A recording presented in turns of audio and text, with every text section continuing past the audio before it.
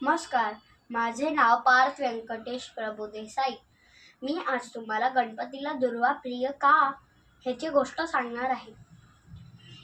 एकदा यमाच्या नगरामध्ये अप्सरा नाचत होत्या। त्या अप्सरांमध्ये तिलोत्तमा नावाची एक अप्सरा होती। ती खूप सुंदर होती। तिच्या सुंदरपणामुळे यम मोहित झाला, म्हणून तिथे एक अनलासूर नावाचा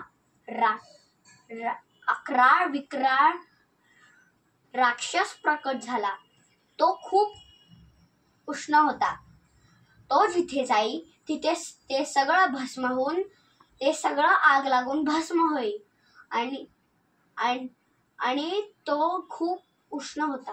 तो देवतांना पण त्रास द्यायला लागला। मग शेवटी घाबरलेले देव गणपतीची आराधना करायला लागले। गणपती तेथे बाल रूपात प्रकट झाले।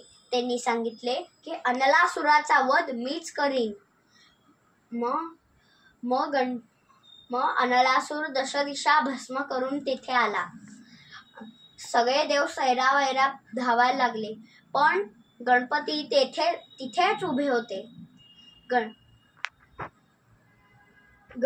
गणपतीच्या समोर अनलासूर खूप मोठा दिसत होता, पण गणपतीने त्याच्यापेक्षाही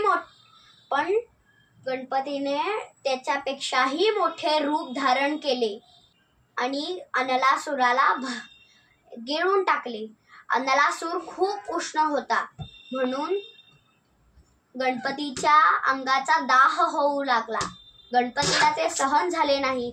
गणपती जमिनीवर पडला। तो जमिनीवर लडापडा लोळायला लागला। मग शेवटी सगळे देव त्याला बघायला आले।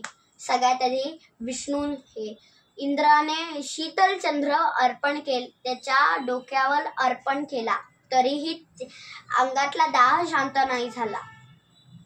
मग विष्णूने आपल्या हातातले शीतल आणि थंडगार कमळ त्याच्या छातीवर ठेवले। मग शंकराने आपल्या गळ्यातला नाग काढून गणपतीच्या पोटाला बांधला, तरीही दाह शांत झाला नाही। ब्रह्माने रिद्धी आणि सिद्धी त्याला अर्पण केल्या, तरीही दाह शांत झाला नाही। वरुणदेवाने थंडगार पाण्याचा जलाभिषेक केला, तरीही दाह शांत झाला नाही। मग शेवटी 88 सहस्त्र ऋषीमुनींनी 21 दुर्वांचा जोड करून गणपतीच्या डोक्यावर वाहिले। मग जाऊन गणपती